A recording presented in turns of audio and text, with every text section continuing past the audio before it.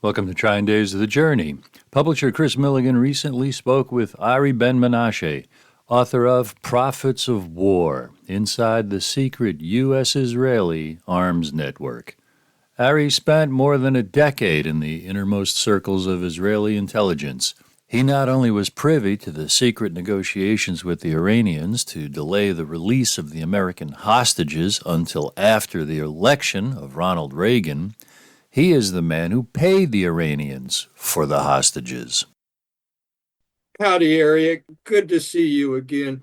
I wanted to talk today about intelligence work and geopolitics. Imagine that, huh?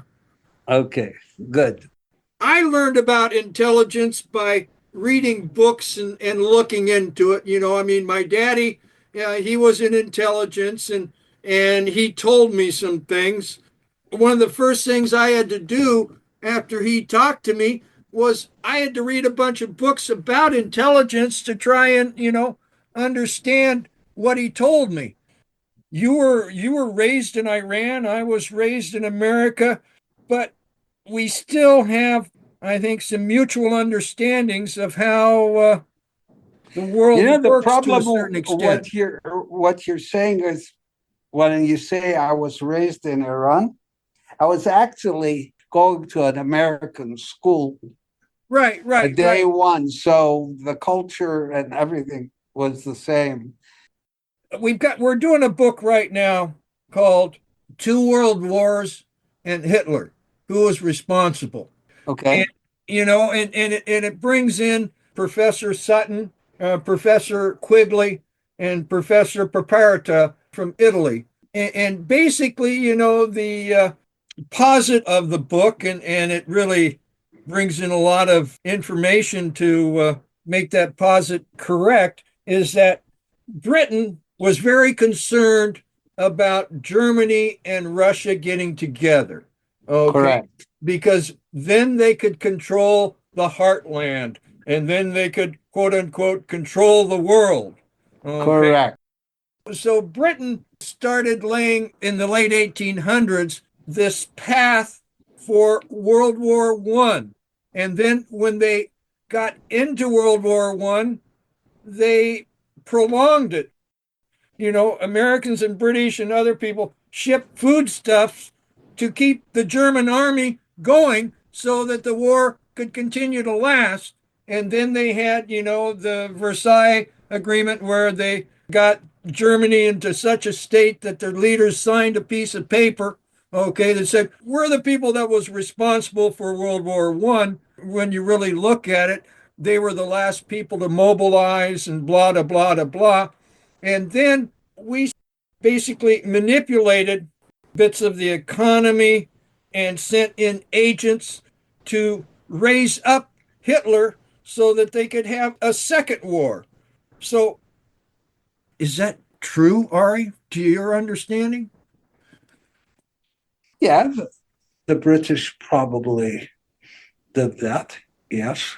Yeah. After the First World War, they helped a lady called Rosa Luxemburg take over Germany. And she single-handedly destroyed the economy. When a real extreme lefty takes over, the next thing is a real right-wing fascist Nazi takes over from her because that's what the people will want. Okay? From one extreme to the other. Right. Okay? And once that happened, the British helped Rosa Luxemburg lead Germany. Mm-hmm. And something else happened there. She was Jewish. So when the new regime takes over, Hitler's regime takes over, we all hate Jews. Yes? Mm-hmm. Remember that? Mm-hmm. And then the communist revolution in Russia was also Jewish people, the Jews. Right. Well, they were also supported by with money by people that weren't Jewish. Okay, because again, Yeah, I know. But what we're trying to do is blame the troubles of the world on these people Okay. That's how World War II started. Okay. And Hitler was going to go after the Russians. Yes. Right, right. But he was willing to deal with them and try to do regime change, as they say. And they even shared Poland with each other. Right, That's really scared the Brits. right. Okay. And there we go. Yes, they instigated the two world wars. If I joined in the book you're writing or they're writing, Mhm. I would zero on this. Remember, Rosa Luxemburg was helped by the Brits, Right, and right. They really created the conditions for the back and forth. And then when I look at intelligence, deep, really what I see is the creation of narratives. The that's the right. the creation of these Absolutely right. the Yeah. creation of these mega narratives to influence history, you might say. It's like, my father, what he told me, he says, the Vietnam War is about drugs. There's these secret societies behind it. And then he says, and communism's all a sham. These same secret societies are behind it all. It's all a big game. I thought my daddy was nuts. Okay. No, he wasn't. No, he'd been branch chief, head of East Asia Analysis Office for the Okay. CIA, among other things. And there's another really good book called Opium and the Political Economy by Dr. Carl Trocki, which basically says that the opium trade starting in the 1800s has basically been the main political. Whoever controls the opium really controls the economy in the countries. Okay, Correct. it creates this big, huge pile of money, and then they use the money to corrupt things. So we don't really live in quote unquote a real world. We live in a manufactured world. Let me ask you little questions about intelligence. To me, the first thing that intelligence does is they take notes. And Mhm. then that's what they're doing, okay? And like Casey, Collecting information, we yes, call it. first you get all the public information out there, Mhm.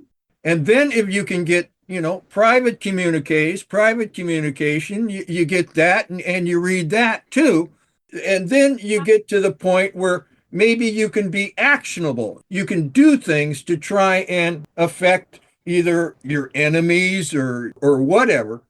I look at it from an American because, here's where I was and here's where I was born. Okay. And I talk to people and they tell me that Nixon got his job by blackmailing the Dulles brothers. Okay. He was a lawyer running around New York, finishing up some of the contracts from World War II. The Dulleses were in constant mansion out on Long Island, and either he saw a piece of paper, opened up a drawer, and saw something because the Dulles brothers were bringing in not just a couple, but quite a few, some say thousands of Nazis, okay, against direct written orders from Harry Truman, Mhm. because they were hoping that Dewey was going to be elected, but he wasn't. So then they had to do this quote unquote in secret. Nixon goes from being a representative in 46, a senator in 48, and then he's vice president in 52. Okay. Correct. And a blackmailer, thinks that I'm in control, but that's not really always the situation because the people that are getting blackmailed have some ways to do things too. I see that, they use Nixon, okay, then in this big drama, okay, that they're creating for the American public, okay, and he becomes part and parcel of it. It's quite a mess, really, but if you can talk to me a little bit about the narratives that intelligence agencies create, or at least your thoughts about that. Intelligence agencies create narratives for their political masters. I'll give you an example. President Obama needed a narrative about how Syria with Bashar al-Assad was so bad to start the rebellion there, or to keep the rebellion going, was 2014, 2015. Yes? Yes. So the Brits started the white helmets and the gas. Mr. Bashar al-Assad is gassing his own people and so on and so forth. That's a narrative. So we got the world against him. We hate Bashar al-Assad right now. We hate the Assads. In my view, their only real problem was the Sunni Arabs hated them, so the allies of America. So remember, Assad was a Shiite, Alawi, they called them. Yes. And they created the narrative to get rid of him. After that, he had no choice but to fight. We reported on him fighting and killing his own people, but we did not report about the rebellion. Okay? Now, the people that took over Syria are considered now peaceniks. Okay? They're wonderful people. But remember who they are. They were Al Qaeda people. We didn't like Al Qaeda. Now we love them. Yeah. Gets Did you confusing. get? Okay, you asked me about narratives and intelligence. There you go. There we are. We get led this way, we get led that way. Where in the heck is a person to stand? Now, I talked to you earlier on a conversation, I believe, before the election, and I was hoping that Miss Harris won. And we talked a little bit about computers. I was saying, the more sophisticated they get, it can be harder to make them do what you want. Looking at a narrative, I mean, you have Trump doing this big narrative about stealing the election, stealing the election, stealing the election, stealing the election. And then you have this gentleman by the name of Mr. Musk, okay, just spending millions and millions of dollars during it. And also because there's been some people that have been tracking down, he was offering people $40, $25, $100 if they sign his petition and whatnot. And what that did was it created a pool of voters. And I don't know, there's some people that are talking about how that effort led to some shenanigans with the voting. But you can watch a bunch of different news sources and they tell you different things. And Correct. the American people we've been subject to, and not just American people, other people in other countries, we've been subjected to generations of propaganda pushing us one way or the other. What do you think about the future? What do you think is going to happen here? Where? United States, the Mid East. My belief is there will be peace in the Middle East once the deal between the United States and Iran is done and the Iranians become friends with the Arabs, and the Israelis would have to stop fighting and stop feeling threatened. I think there will be peace in the Middle East shortly. Shortly, I really believe that. And I know people don't think it's going to be World War III and then on and on. I think there will be peace in the Middle East. And the key to this is an arrangement between the Americans and the Iranians. Who's going to do that? Trump. Okay. Well, it would make him a popular figure, wouldn't it? Well, according to me, and according to what I know, Trump was playing hardball with the Iranians 5 years ago when he was president, but he said he will go to Tehran after he's reelected. He never was reelected. Now he is. And I really believe that between him and the Saudis, they're going to make a deal with the Iranians. And Trump is going to go a la Sadat address the Iranian parliament. Well, I hope something like that happens. I think that would be good. And instead of giving Obama the Nobel Peace Prize, give it to crazy Trump. We will see what happens. So, because Obama did not do very well, but this guy with maybe his madness makes sense. He did do the Abraham Accords while he was president. Now he has to go a step further. And then about the war in the Ukraine, 2014, during Obama's time, they really, really started this fight with the Ukraine. They did a coup against an elected president, Mr. Yanukovych, if you remember him. mm-hmm. Yes. And then, of course, the intelligence services created a narrative that he was bad, he was communist, he was an elected president. But he was pro-Russian. He had pro-Russian tendencies. But he was advised and he was going to move to the center, but they didn't allow him. They did what they did. Trump, on the other hand, is saying, okay, let's work it out. You might need to give part of the Russian parts of the Ukraine or make a commitment that you won't put missiles on the border or whatever he needs to do. Let's work it out. The current president wasn't very wise No. about the Ukraine. Yeah. And then Middle East, again, just giving Israel a blank check was really not a good idea. Yes. Okay? Yes, indeed. I don't know, maybe I'm misinformed, but Palestinians are also human beings. Amen.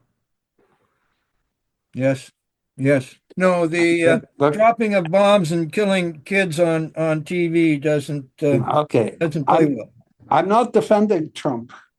Mm-hmm. I'm just saying that some of his foreign policies were not wrong. Mm-hmm. Mm-hmm. Geopolitics is very arcane to a certain extent. Okay, Yeah. We aren't taught and aren't educated, and then we're just battered back and forth by the media and the narrative. For some damn reason, I'm still quite hopeful. I am hopeful too. Again, I said I believe there will be peace in the Middle East. I believe there'll be some sort of settlement between the Russians and Ukrainians, and I believe things will start working out. And if we also settle the currency markets in different countries and so on and so forth, I really believe that.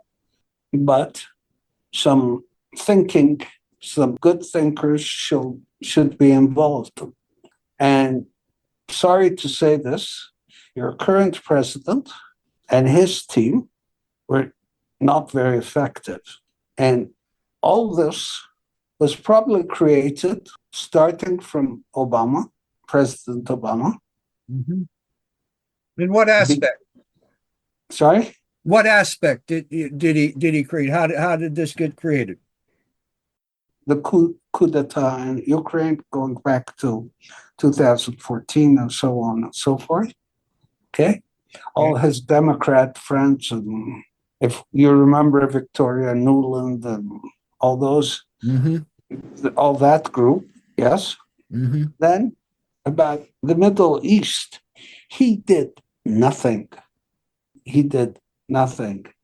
And this silly nuclear deal with Iran was really silly. You do a deal with them, you work it out with them globally. It still seems that in the background, you have some money people trying to control things in a certain way. Correct. But he was president. He had the opportunity.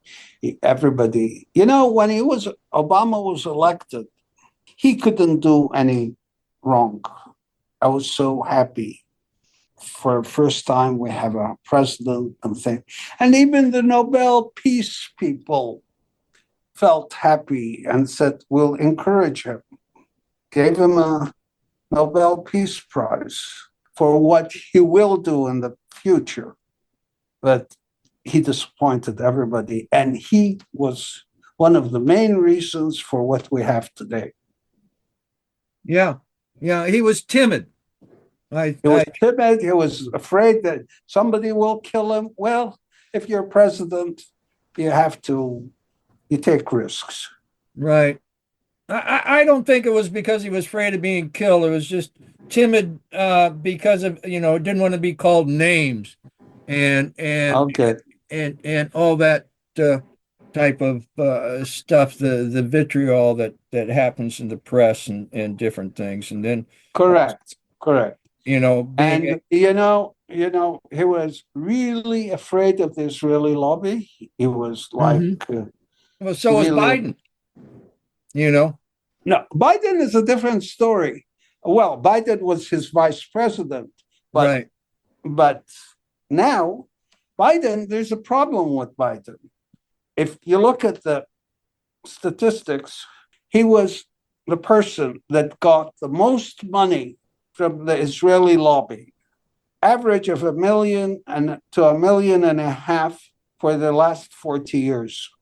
Take that into consideration. He was always running for Congress, for Senate, And this, I'm not exaggerating. No. Yeah, no, because he didn't stand up to Israel at all. He basically said, here. No, it wasn't about standing up to Israel. It's about doing a global peace deal, which people don't give Trump credit, but Trump did the Abraham Accords in the Middle East. I know people say, what he did was pretty smart. He moved the U.S. embassy to Jerusalem. That was the gift. But on the other hand, he got them to make deals with all the Arab countries in the region. Right. So I really don't like defending him, but this is the reality. I understand that. So what can we as just, simple citizens, what can we do? Is there anything we can do? Yes. Talk about what needs to be done. You are a book publisher, a famous book publisher. Why don't you write about it? You're writing books, you publish books, you do all that. That's what you can do. Right. And put the narrative out there. Correct narrative. One thing I've enjoyed about this conversation too is you keep referring back to global. Correct. Okay. Because it is one world, right?